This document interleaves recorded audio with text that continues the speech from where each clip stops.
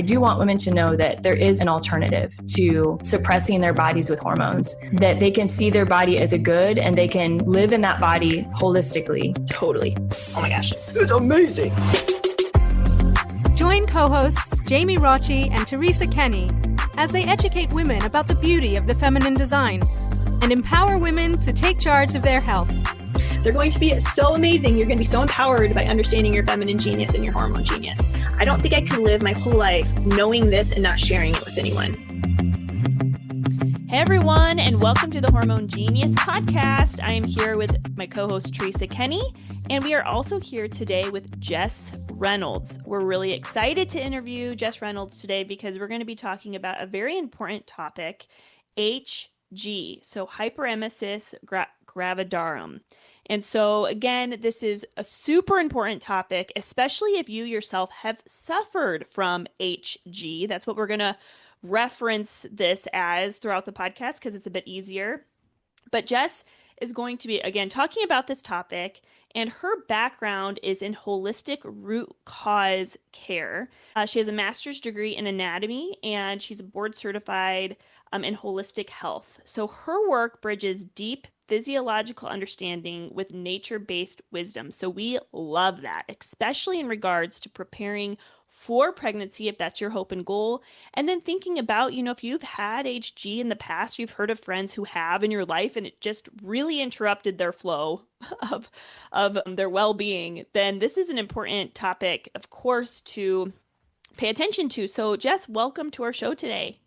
Thank you so much for having me, and I'm super excited to chat about this and just share, a little bit about the difference between morning sickness and hyperemesis gravidarum, and walk you through what I've learned in the many years of studying this. Awesome. Well, very good. Jess, where does this come from?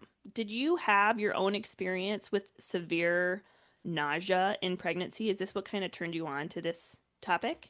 Yeah, one of those examples of learning the hard way. I had HG at probably onset about week 5. I was throwing up between 5 and 30 times a day, often holding my mouth closed, just trying to do breath work, unable to keep in water.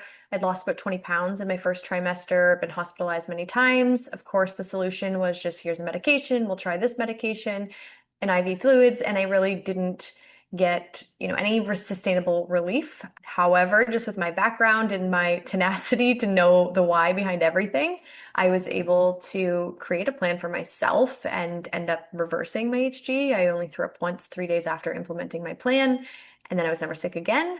And so that was really my experience in a nutshell. So that's pretty profound. Normally, it feels like it takes a lot longer to figure something out than 3 days and to implement something like that. And I am a nurse practitioner, Jess, so I have seen patients with severe nausea and vomiting in pregnancy. Haven't worked with HG specifically because those are sometimes so severe they actually get referred out to a specialist. But let's just talk about what is the cause. Because like you said, there is this approach to taking medication, and many times multiple medications that women are on kind of like around the clock to kind of keep them from vomiting. But what is the cause of HG? And maybe you can define what the cause is from a medical standpoint, but maybe what also you learned is really the underlying root cause from a holistic perspective. Yeah, I would say from a medical standpoint, the cause is unknown for the most part. I mean, most doctors, if you were to ask them that would be the answer. Certainly, there's a lot more research going into a genetic component around the GDF15 gene and protein. However, I don't feel like that is the missing link. And I've really talked about that throughout my work, because if it was genetics and it was genetic expression, I wouldn't be able to change my genetic expression in 3 days. I wouldn't be able to turn it around. I wouldn't be able to do that for other women who I've worked with. And so what we're really looking at is, much like cancer and autoimmune disease, it's multifactorial. And this is why it slips through the cracks when it comes to research, because obviously we're trying to nail down a single variable and figure that out. So what I'm really seeing in the background is a culmination of nutrient deficiencies, toxicities, or poor detox pathways of the body, and imbalances, whether that's in an organ system or in the nervous system in general. And those three things are combining. Of course, each of those have more underlying issues. I'd look in at liver health, gallbladder health, kidney function, digestive strength and function, and those things. But, in a high level overview, that's really what's going into it. And every woman's profile and picture of that is a little bit different. Your digestive capacity is different than mine. Your life experiences and therefore how you emotionally process things is different. The function of your liver because of what toxins are in your environment is different. So it's really that piece coming together. Okay, Jess, so for you said you were able to reverse your case in 3 days, and that early on in your pregnancies, you would vomit between, did you say 13 and how many times? Between 50? 5 and 30 times a Oh, day. 5 and 30 times a day. That is great. Okay, so for you, what did you find was the cause? You said multifactorial, which we know is true, but for your case, please share with us kind of your journey. Yeah, so one of the things that I noticed is when I was in hospital, they would give me medication and it would help. It would inhibit the symptoms, but it wasn't without any risk. And I know that just by research. But my brain was kind of sparked as to, okay, what are these medications actually doing? So I learned that Zofran, which was helpful, was a serotonin. It would bind to serotonin receptors, and that would impact the level of the gut and the brain. So I knew there was a component around gut health. And then I knew that diclectin was a B6 and an antihistamine. So I started supplementing with B6 and I started looking at why would my histamine be high. So I analyzed my diet. I analyzed what breaks down histamine in the body. So again, that's gut and kidney really. And I looked at that. I looked into Dr. Ben Lynch has a book called Dirty Genes, and it was already on my shelf. I'd read it a couple times. I reread it and really pieced together the puzzle. So for me, it was poor kidney function, and that was really on the back end of poor mineral status. I was drinking water from a Berkey. I thought I was doing a great job. I didn't understand that, filtering and remineralizing your water were two different things. I was eating high histamine foods. So I was trying to improve my gut health with kimchi and kombucha and sauerkraut and all of the things that ended up, causing me a little bit more harm. And it was just something that when I look back in my history, a lot of these things piece together in terms of like allergies and sinus stuff. So yeah, for me, it was a combination of changing my diet, cutting out a number of foods that I had been thinking were helpful. It was changing my water source. It was supporting my kidneys, looking into the emotional root cause. In traditional Chinese medicine, the kidneys are around fear. So where was I holding on to fear? Was that downregulating the function of my organs? And then supporting my gut health as well. And that was really like, okay, I'm gonna do A, B, C, and D, and then let's do it all at once. Let's do it with a bang. And when I did that, it shifted so fast. I wasn't expecting how good of a result I got. So if we're just talking about like this nausea and vomiting in pregnancy, which is this is not HG. HG is a much more severe form of nausea and vomiting and actually affects the health of of course, the patient, but also the health potentially of their baby as well. But I think, so all the stuff that you just said, Jess, frankly, if I'm just a regular old gal sitting out there and I've been really nauseous when I'm pregnant, I find whatever and all you said fairly complicated and overwhelming. So let's just speak to our patients who are many who are pregnant or have been pregnant and they were sick, maybe in the first trimester, sick enough that they had miserable days, sick enough that maybe they threw up every once in a while, but not like 13 times an hour, What are the very basic things that we need to know about, controlling nausea and pregnancy that kind of just simplifies it a little bit, just so that, everybody could probably do this if they're pregnant right now? Yeah, so much like thirst is a signal that we need hydration and the minerals that come with hydration, nausea is the sign that we need nourishment. And so when we are feeling nauseous, and particularly when medications aren't changing nausea, maybe they're stopping our vomiting, it's because our body has deficiencies that it's asking for and it's speaking out for. So that is going to be individual to each woman of what nutrients, but in general, we typically need whole food B vitamins. I say whole food because synthetic can be harder for our body to convert and utilize depending on our genetic expression and things. So we really do need more of that. We typically need more protein because protein breaks down into amino acids and that fuels the liver and the liver's function. So we need more of that. addressing our water quality. If we are on tap water, it's important to be mindful that tap water is essentially purified sewage. And so if your body is rejecting that, maybe it's seeing it as a toxin, which it could very well be. It could be overwhelming to the system, or it could be coming with no nutrient value. Again, if we look back of how would we have been drinking water, we would have been drinking water from a spring or coconut water or fruit or things like that. We wouldn't just be always pouring from this tap of this recycled water. And so really making sure that everything that we're bringing into our body has some mineral or nutrient capacity in it, that's going to shift nausea quite a lot, because that's really the indicator. That's a warning sign. Like, our body needs nourishment and nausea is the signal, and we just never were taught that. So how do you, when working with women, how do you go about finding if there is a mineral imbalance? Do you just look at blood work? Are there other ways to assess that? Yeah, so one of the things that I've done is I've created this system essentially that goes through every nutrient, and there would be a scan of like 15 signs of a deficiency. I believe that the body speaks in deficiencies, or speaks in symptoms, sorry, and we just haven't been taught that. So like when our hair is going gray, like, are we missing copper or zinc? When our nails have marks on them, when our tongue has a line down the middle, is that a B vitamin deficiency? There are lots of ways, and it's rooted in traditional Chinese medicine, that the body shows these signs outwardly. And again, we've just been really disconnected from that piece. So it would be kind of going through that work as an individual. Like I said, Jamie, yours are going to be different than mine, or different than Teresa's. So one size fits all doesn't really fit on that. Assessing those deficiencies. And the reason why I start with that, of course, someone may come with a hair mineral analysis test as well. But why I start with that is because we're going to get so much more of a comprehensive picture. Blood work, by comparison, our blood chemistry has to stay fairly stable, or else we can go into either metabolic or respiratory distress, or we'd have larger imbalances. And in that effort to keep stability in the blood, our body has resources to pull nutrients back out from tissues. So if the blood needs more magnesium or calcium, it can pull that calcium from our teeth and our bones, and we can experience that postpartum as poor oral health, and we can think that's because of the vomiting, but it may also be a demineralization because our body's attempting to make our blood have the adequate levels of nutrients and minerals and everything it needs.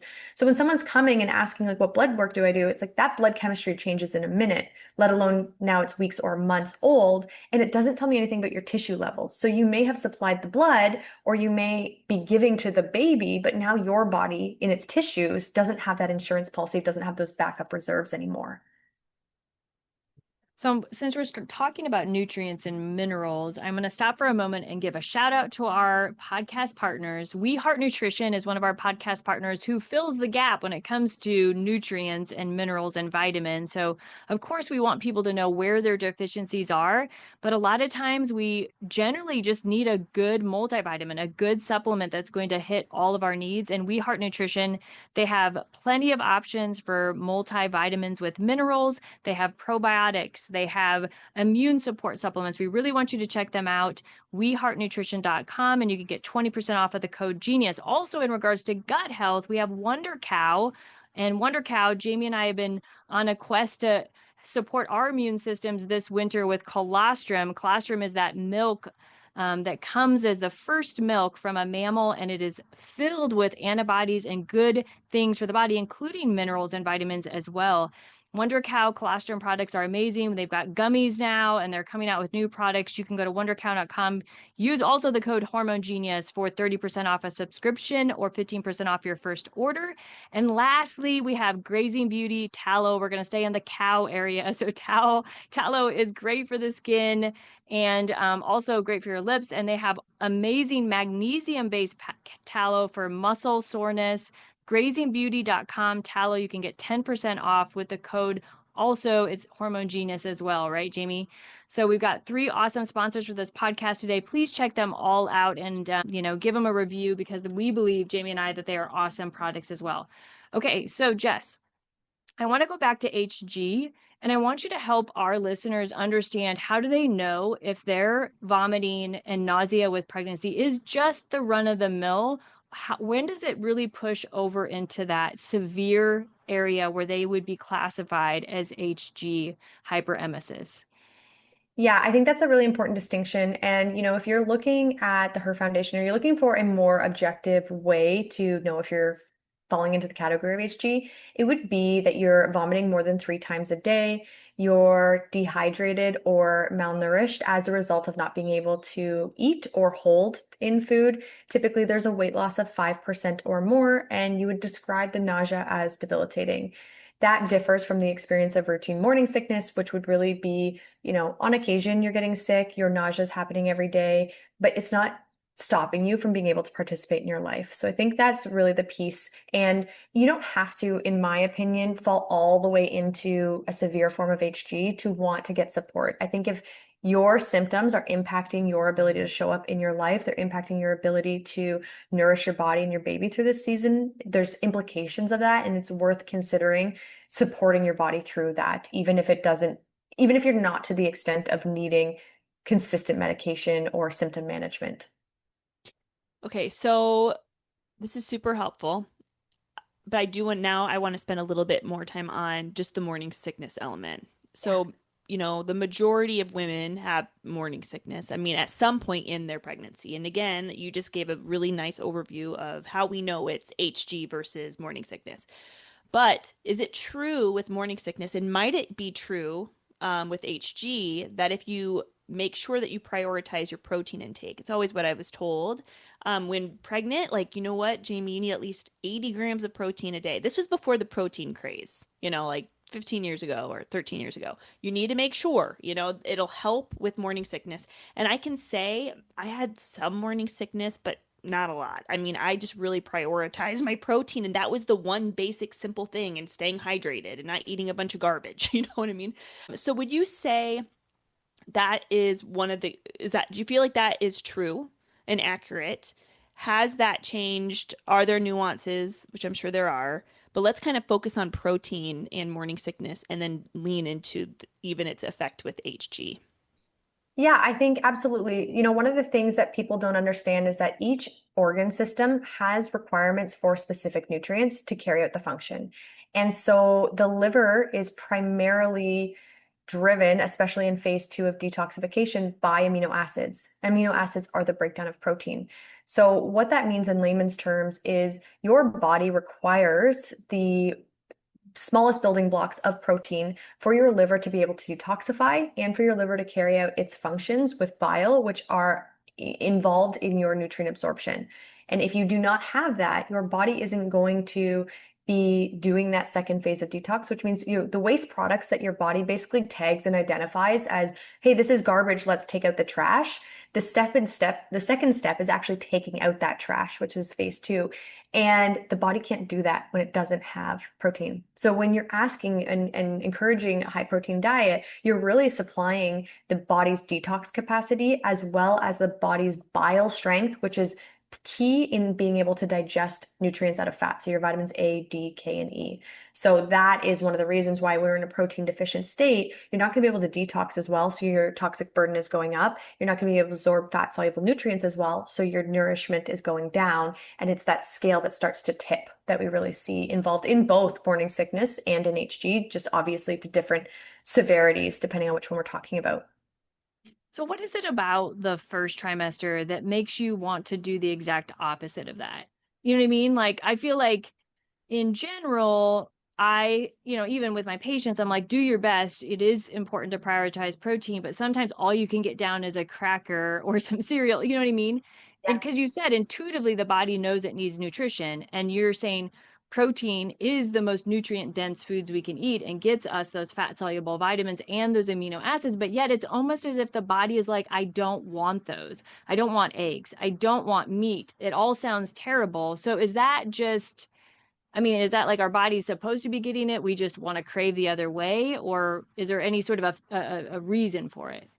So I think there's 2 parts to this. There's one that is a hypersensitivity to anything that may not be top quality, right? So if an egg has gone a little foul or something, we're going to have aversions slightly to things that may or may not bring in more bacteria that our body couldn't cope with. But the real driver that I see behind aversions is that's a measure of your digestive function. So if your body is unable, so you don't have enough stomach acid to break down protein into amino acids, if you can't carry out that function, your body will not want you to bring that in because it's going to end up expending more energy or causing more problems than it is to benefit. Now, why carbohydrates or an easy cracker or something like that is much more desirable is because you chewing that and your saliva is what's digesting that carbohydrate. So in our mouth, we can actually convert that to blood sugar. The net gain of energy is so much quicker with so much less work. We do not have to have adequate levels of stomach acid, adequate motility, good liver gallbladder function, strong bile, gut health motility. So the demand to digest each of those foods is significantly different. And our body will just take in what energy is going to be sort of a quick win when we're in that state of really struggling to balance that. Our body is so intuitive. I love that you said that because, even if I think about my children and I think about like one kid in particular, he struggles, he has gut health issues and we're always working on it. And guess what? He's always craving that quick energy, the carbs, the rice, the cracker. It's just always, and it makes sense because he does have gut issues and the body knows it can digest this fairly quickly, fairly easily for quick energy. And here we go. So for those who might have that same tendency, because there is an intelligence within our body, and you use the example of stomach acid, we don't have enough stomach acid to break down those proteins. How would one increase their stomach acid naturally? Yeah, so with stomach acid, when you actually look in the research, most times what we believe is actually almost inverted. And so we often believe that we have too much stomach acid. We need to take a PPI or an antacid or something to settle it. And what we're actually seeing is we don't have enough stomach acid. And so in order to get that food fully submerged in the stomach and be able to carry out the chemical digestion that is needed with the bile acids and everything, the body tries to almost bubble it. Like I think of like the dish soap on top of the water, like you're expanding the volume. So now the dish is fully like submerged. You don't see it, but it's not quite the same. And that pressure is what creates some of that acid reflux and the experience that we have. And we think we need to settle it down and take that. And over time, that's actually going to deteriorate our stomach acid levels. In order to improve them, we actually need to give our body the stimulus of protein. So we need to be tapering in, and we can start with more easy to digest proteins, things like broths or soups that have meat stock in them.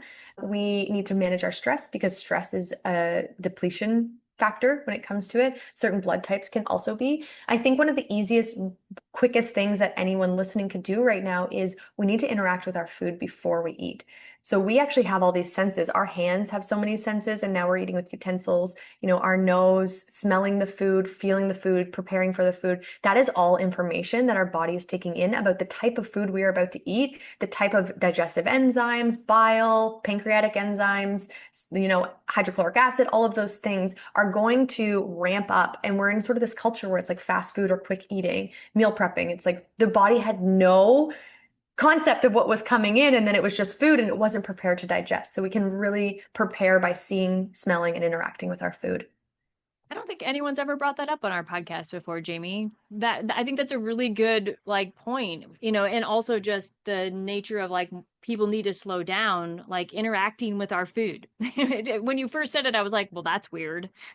Who's going to interact with their food? Do we need to talk to it first or something? But that completely makes sense, though. One, it slows you down. Two, it prepares you for what you're going to eat. But I do think, like you said, it's kind of like the body then knows kind of what's going to be coming in a sense, preparing for it. So I thought that was really cool.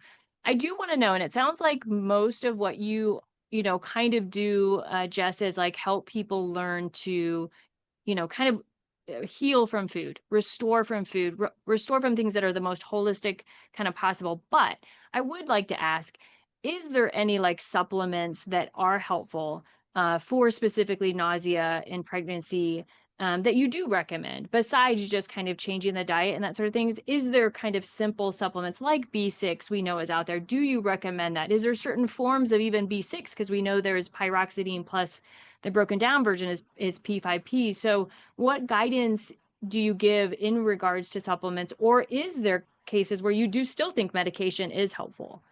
Yeah, I think I'll address the medication quickly. If this medication is going to be a bridge and it's going to allow you time to sort of get in nourishment on the back end, then that is something that I'm never against in that regard. I just champion for informed consent around those medications, of course. But truthfully, when it comes to supplements, I tend to want to lean towards bovine glandular tissues or sheep tissues, whole foods, plants, and things like that. So if I'm looking for a nutrient, there's a few that I'll take in sort of a synthetic lab made form. But just as we interact with our food and our body kind of knows what's coming in, I think it does that differently when it's something coming from nature versus something coming from a lab as well. So if you were looking for like an overall support, something that I would say is pretty generic for most people, I really do like spirulina. I think spirulina, pound per pound, it has every amino acid. It has more protein than grass-fed beef in itself. Of course, you're not going to be eating enough to get the volume in the same regard, but a high quality spirulina, I love the brand Energy Bits just for the fact that their quality and their purity is so high. When you look on there, they have breakdowns of every amino acid, mineral contents, like, we're not thinking about how much molybdenum or manganese or any of these micronutrients that we need because it's just never been ingrained in our system. So I would say that's something that's going to give a really wide profile of both amino acids and micronutrients that people are probably maybe missing. Again, I always do want to start with the most natural form. So when I'm taking in bees, I would probably look to do a combination of beef organs and either spirulina or chlorella and seeing how much we can blanket that. If that's not possible, then moving to a methylated bee. But again, I like to try to understand like someone's MTHFR status or likelihood of MTHFR because that's going to mean that they convert and methylate different for that. And when someone's struggling with methylation, they may not uptake the synthetic form as well. So when and where possible, it's whole foods first. If you can't get in whole foods, it's a whole food-based supplement. And if you can't get in that, then what's the best form of a synthetic lab-made supplement that we can put in there? Super good. This is great. This is like 3 episodes jammed into one. I feel like this is so good. It's like very potent in a good way. Like this is a compliment. I'm learning so much from you. Okay, so Jess, talk about a client you've worked with. What was she experiencing prior to working with you? And then how did your help with her case restore her? Yeah, so I just got off a call with one of my clients yesterday. She has had 5 previous pregnancies. She's on her 6th. She found me and then within days found out she was pregnant, not even planning or trying to be. So I have that come up very often. And, she was crying on the call yesterday, just saying that in being able to address these root causes and tweak everything on the fly, there would be times where all of a sudden, like, weirdly, I had another day of vomiting and I haven't vomited in 2 weeks. Why is that? And we would just sort of dissect it and go through it. And, what really stood out to me is she said, my marriage is so much better this pregnancy because my husband doesn't have to do everything. And she got emotional and she cried because her daughter, she said her HG profile and in all her past pregnancies was that she was always get sick around 3 PM and she'd just be out for the rest of the night. So she had like the opposite of morning sickness. She had night sickness or afternoon sickness. But her kids are homeschooled. The dinner time was really the time that they got to talk and share their stories and unpack their day. And her daughter came in, she said the day before and just said, Mommy, I'm so happy that you get to have dinner and talk with us. And just how much that changed her life because she was missing out on that experience for so long. And yeah, I think there's quite a number of women that have come into my world in and around maybe 20 weeks and nothing's helped them. And so through this individualization, figuring out what's really the problem for them, we're unable to pack it. And then it just step by step, it gets better and better and better.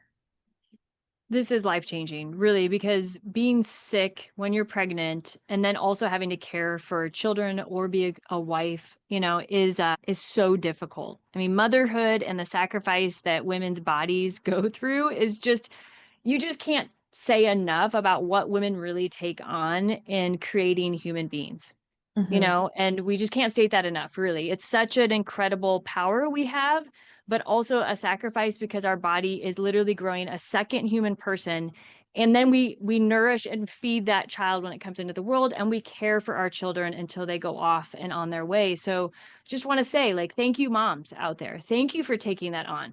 It's not easy. And when you're sick, it's 10 times harder. So having answers to something like HG or just really bad nausea in pregnancy is a huge thing. So with that, I want you to be able to share just like, how do people work with you, Jess? And then if there's just any other kind of like tidbits or like really just words of wisdom from what you've learned going through all this yourself. And then we'll let Jamie kind of ask the last question after that.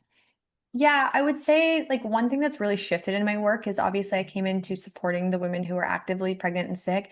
And as I've seen this go on, I'm becoming so much more passionate about doing this work preconception, because how do we expect to build a baby, their teeth, their bones, their hair, when we don't have those resources or those minerals, right? And then we see that baby come out and it has tongue ties and digestive issues and colic, and its nervous system's a little dysregulated because there was a severe mineral deficiency during pregnancy, and we want to almost blame the child. It doesn't sit still, it doesn't do this, it's a bad sleeper, it's whatever.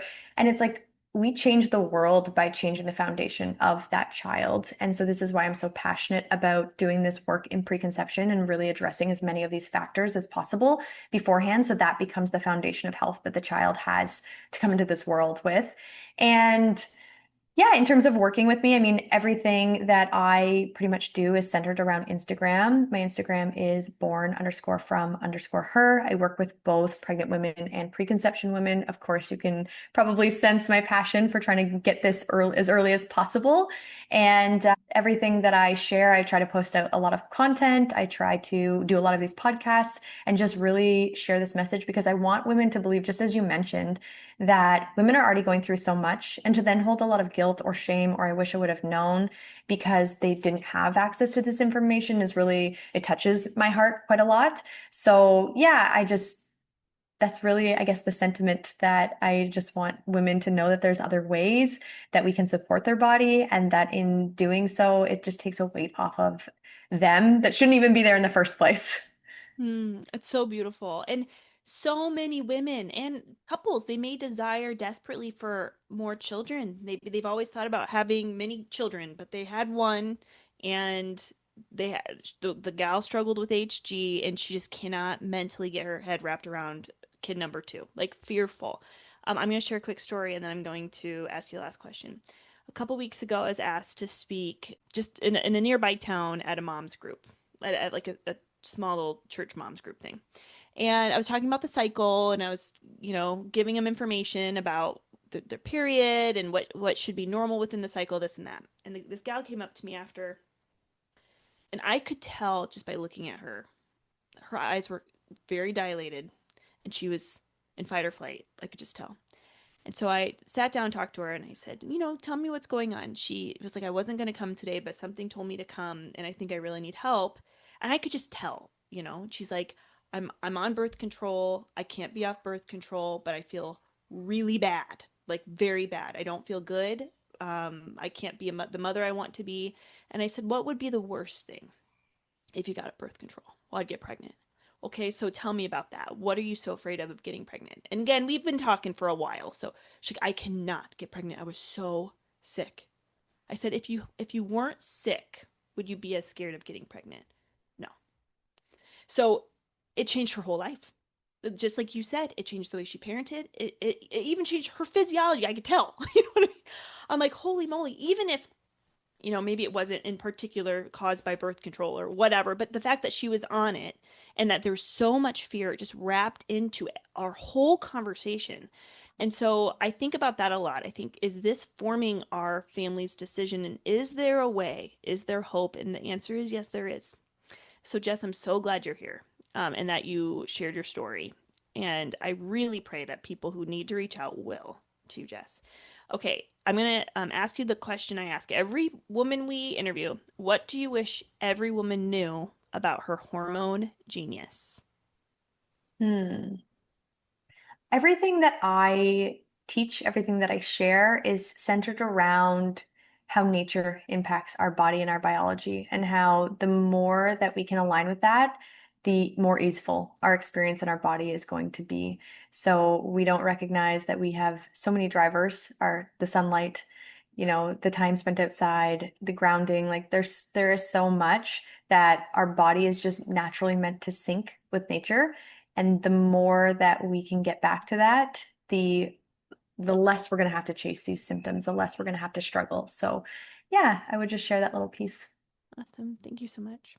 Yeah, thank you so much for being with us, Jess. We'll make sure to put all of the links to Jess's Instagram so you can really get in touch with her personally. If you are struggling, this obviously is an answer, especially like Jamie said, for those of you who are fearing future pregnancies because you don't want to be sick again. This is such good news. Hope for the future pregnancies, the future children you will bear. So please reach out to Jess if you are having that concern. And thank you for being here again, Jess. We will talk to you again. We're going to have to bring you on, and maybe we're going to have to bring you on to talk about like methylation in detail, because you obviously have like a super sciencey brain. You can just tell, like, you understand what really is going on in the body. So maybe we'll have you back for that if you're open to it. Amazing. I'd love part 2. All right. Thanks again. We'll see you soon. Thanks for listening to the Hormone Genius Podcast. Please remember to share our podcast with your friends and family, and also follow us on social media. If you were not aware, we have a YouTube channel. So if you could like and subscribe to our YouTube channel to stay in the loop with all of our latest episodes, we would appreciate that. Thank you so much for your support. We are excited to journey alongside you as you discover the beauty and the genius of your hormones.